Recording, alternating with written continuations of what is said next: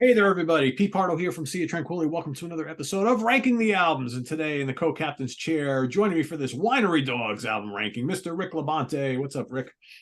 How you doing, my friend? Doing good. Doing good. Right Talking about now, Winery Dogs. I mean, Rick brought this up to me months ago, and I think I think right before the new album came out. He goes, "Hey, since they don't put out albums that often, maybe after the new album comes out, we can rank the three albums." And I'm like, "Yeah, sure." I don't often. I shouldn't say I don't often, but it's always tricky when you're ranking a catalog of a band that's still around because you don't know how often they're going to pump out new albums, right? so But true. with Winery Dogs, I think it's safe to say that after they did the album and the big long tour, we may not see them again for a couple of years. So I said, all right, let's wait till the new album comes out. So we got three albums, of course. And if you're watching this and you don't know who the Winery Dogs are, Mike Portnoy on drums, Richie Kotzen on guitars and lead vocals, and Billy Sheehan on bass. Three legendary figures coming together. Their first album came out in 10 2000, years ago. 10 years ago, right? So it's only three albums.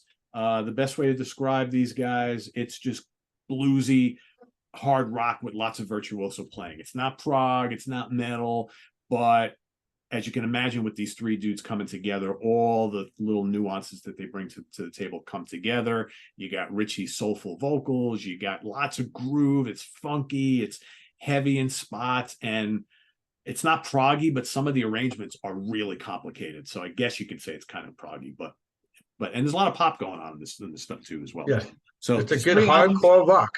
Yeah, it's good bluesy hard rock, and with a Yep. virtuoso kick. So three albums, we're going to rank them as we like them.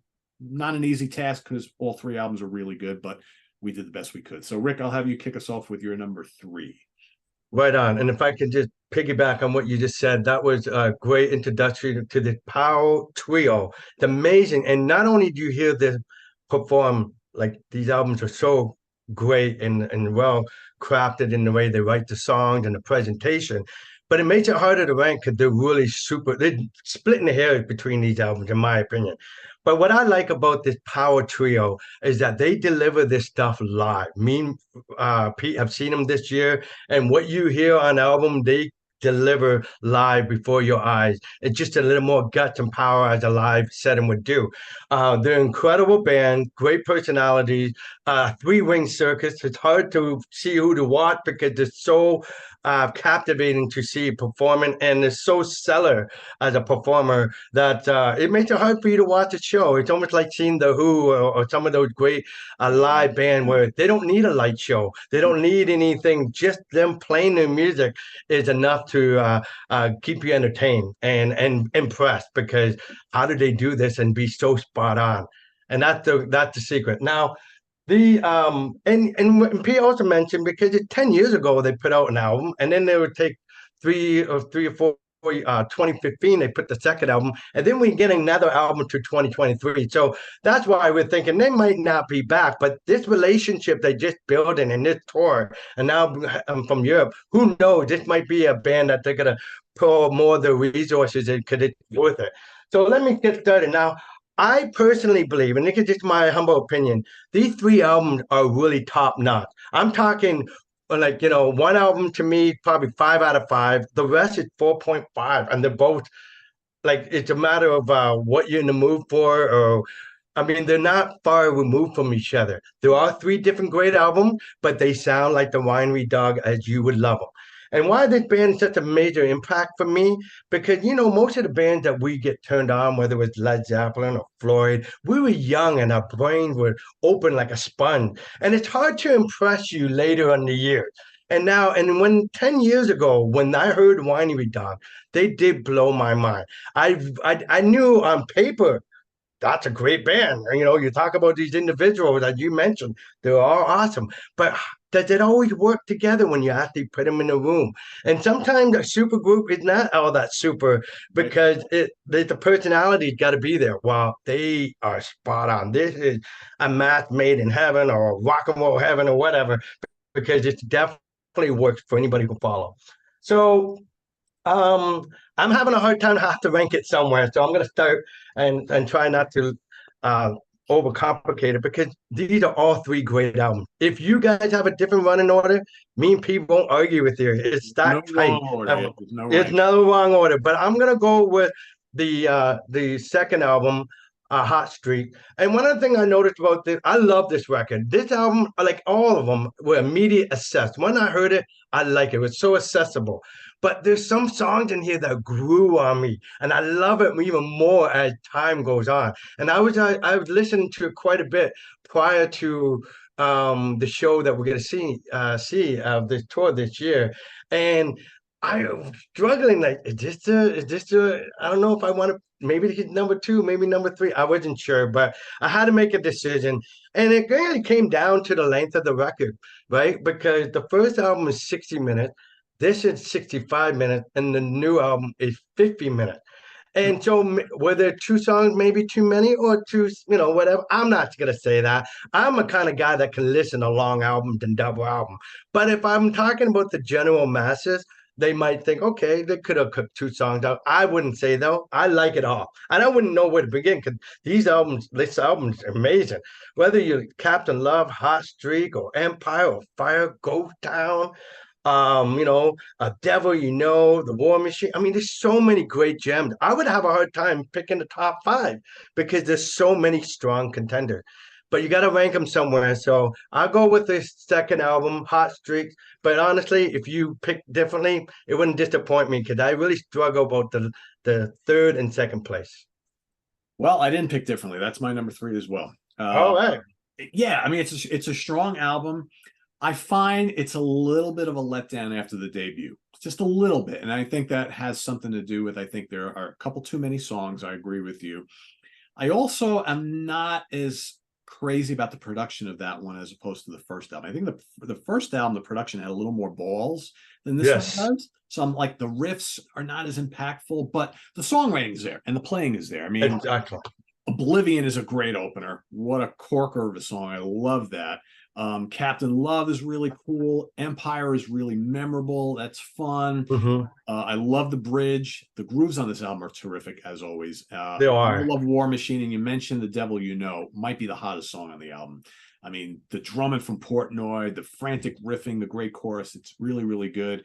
I think there's plenty of strong material on it. When I went and re-listened to the catalog over the last week or so, that one to me just kind of stood out as that's number three. It's still really good. The other two to me are on a little bit different level, but it's still a really good album.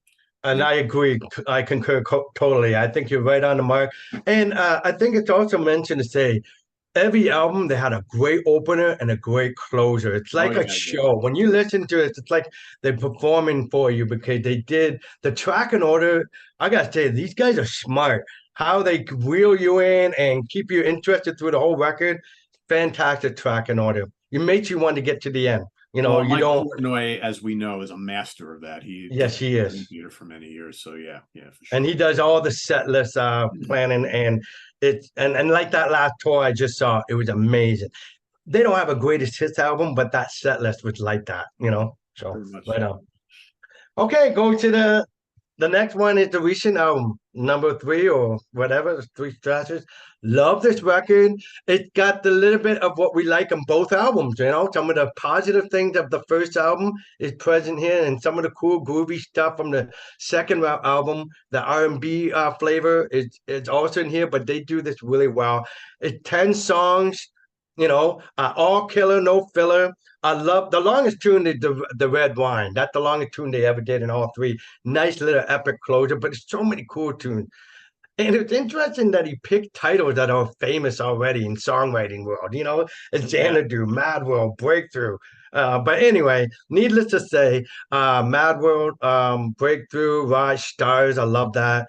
The Vengeance, Pharaoh. I mean, they're all good. I would have a hard time ranking the best of these songs because they all were specialized for what they were supposed to deliver. Come off, blowing your head off, showing off our drummer, showing off this song, shows off our bass player, this shows our singer, shows them on the keyboard, a little bit of everything. They scratch all the box of what these three people can pull off. They did an amazing. So this is my next choice, my friend. It's also my number two. I think this album might have the strongest Track 1 through 5 are like killer. Yes, And the rest of the dynamite. album is really good too. I think that, you know, it's funny. This is the shortest album of the three, and I think it arguably top to bottom might be the strongest. But I think our number one has like some songs that are just not of this Yeah, that's right. the other two. But man, Xanadu kicks all sorts of ass, and that's what I love about this band, when they have this great groove and all this just mind-boggling musicality, and the song is catchy. I mean, That's right. so good. Mad World is terrific. Breakthrough for me, I've said it before, I'll say it again. In a perfect world, Breakthrough should have been a massive hit, and I think that might be the catchiest and most accessible song they have ever written. And I'm talking about, you know, they have other songs I like more, but I think Breakthrough should have been a breakthrough. That is, it's a For the masses, the general masses. I right. I agree. mean, play that on the Yes, radio, people. Come on, rock radio should have been playing that all over the place. I What agree. if this? In If this fact, I'm surprised they didn't use that as the video market, I'll because that's never a really understand. good, that's a missed opportunity. Total missed opportunity. You know, Rise is terrific, kicks all sorts. I love the guitar lick on that. Me It's too. all good. Red Wine is fun. Lorelei is great. Gaslight Pharaoh. I mean, the whole album is really good. Excellent, excellent album. It's my number 2. I thought about even doing it number 1, but you know, that first album, which you will talk about now. Yeah. And you know, this is an incredible album. And I think there's also some sentimental ties to it too, because it blew me away. Once I learned what this band's about, these guys don't surprise me now, right? I mean, I'm amazed, and I'm thinking thank you for giving us some more great music to appreciate. But you didn't have to convince me. I would learn from the first chapter that you're capable of doing some wonderful things. So I think why this is also a little special, because I was blown away when I heard this brand new, knowing how great, I got another new band I love, right? And they haven't disappointed so far, and I'm sure they'll continue doing great success. It's just a formula that's gonna work. But Yeah. anyway, let's get to the album of the that taking the number one spot, because it blew the world mind when you see this power trio able to do this, but sing and harmonize and all. I mean, normally it'd be just hard to find people who can sing like that, let alone play like that. And they're all 3 people, amazing stuff. So let's talk about some of the songs while they knock you off your feet when you listen to Elevate, Desire, We're the One, I'm No Angel. That song in a perfect world should be a big hit. So accessible to any people that love music. The Other Side, another gem. I mean, I'm just gonna be listing every song if I start going down this road, because there isn't anything I don't that wasn't impressionable. I mean, Regret, The Dying, The Time Machine. That is so awesome. But what is interesting to share, though, the Japanese version of this album, as a tidbit information, replaced the song Time Machine for a song called Criminal. And you can get that on the Dog Years EP stuff, and I'll talk about that in a minute. But anyway, this is where it comes to me. This is blown away by the video. I remember seeing the sneak video, before the album came out, and I'm like, wow, this is incredible to watch. It was the same feeling I felt when I heard Led Zeppelin Black Dog for the first time. I was like, wow, this is so powerful. And then to see the video and see him playing all that, I knew I was a such a fan. So I already ordered the album before knowing what the rest of it. Just one song was all it took. But man, I don't even think that was the best song. I think there's too many good songs. They're so equal. There's so many strong contenders. I would have a hard time telling you what was the number one Winery Dog song. Yeah, it's a great, and it's funny when you think about like the early beginnings of this band. I mean, the original lineup was supposed to have John Sykes instead of That's right. Richie Kotzen. And you know, when you think about that, how cool that would have been, but they would never have been as accessible a band as this. And I think a lot of the qualities that we've come to know and love from the Winery Dogs would have never been there had those two had that not happened, right? Because No, no disrespect to John Sykes, right? But he's a different player. He's a different singer than Richie Kotzen. I think Richie brings something to the table to this band that makes it more appealing to people who are not into metal or prog, right? So that's true. yeah, I mean, Elevate is tremendous. Again, you look at the first song on every one of these albums. It's such a great way to pull you in. I love Desire. It's got great hooks. It's funky. I'm No Angel is great. The Other Side is, I mean, Portnoy and Sheehan work so well together. I mean, there's a reason why they've done this band together and they've done Sons of Apollo. Those guys, they make a great team. And you hear on Agreed. those two doing this amazing stuff. Not Hopeless crushes 6 Feet Deeper is great. Yeah, I mean, the vocals are great. You can tell right off the bat they gelled as a band. And I don't remember, I know like the most recent album, they basically put together and wrote really quickly. I don't know what the ramp up was on this first album, but it's amazing when you get like 3 guys who, you know, really don't have much experience with each other coming together and making an album like that. It's pretty cool. So yeah, that was once I really kind of thought about it, I was like, the first album's got to be the #1. But I will say, this is a contender. This is, I agree, close. It's close, and it's only because we had these longer, maybe, and that might help it. Yeah, it's possible. And give me 10 years of this, it might be one of my favorite. Who knows? Yeah, really. Yeah. Cool. So there you have it. Rick's got a couple things to show, though. Yeah, I just want to say that if you want more Winery Dogs, because there's only 3, and you know we don't always add the live albums as the ranking, but there's the Unleashed in Japan, and there's another version which I got them to sign. They signed this one. The Unleashed in Japan 2013. They also have another version of this where they have the first album and the live concert in Japan, and because they don't have, just have the one album, they did some covers on here that you would get. But they put that song "Criminal" and "Fool Around and Fell in Love." That cover that's in here, really good version, by the way. Richie sings awesome. And then the dog years is just between 2013 to 2016. They have a whole live concert, a DVD with it, so it's great. So now they're performing 2 albums at that time under the belt, and they pretty much played 17 songs, so it's a full show. And then they put the music videos from the last 2 albums is also on here. Elevate, Desire, Time Machine, I'm No Angel, Captain Love, Hot Street Fire, and a couple more. Dog Years also have a bonus EP with that song Criminal that was only available in the Japan version, but the song The Game covers, these are all covered. Solid Ground, Love is Alive, and Moon Age Daydream by David Bowie. So it's a nice little extra stuff to get, because Mike, you always got to give you extra. He always throws in the extra mile stuff. Great book, a little writing, and it's pretty good. Great to have. So I just want to mention you said something that was very important. Not only with their timetable with their normal other project that they have, but Richie put out a 50 song for his birthday. He had another solo album I got not long ago, and Mike is contributing with the Transatlantic album, Flying Colors album. I mean, so all this original, it's amazing they had anything to put here. I'm blown away with all the songwriting that they've been doing outside of the Winery Dog, and yet they still have some great stuff up there to bring to the table. It's awesome.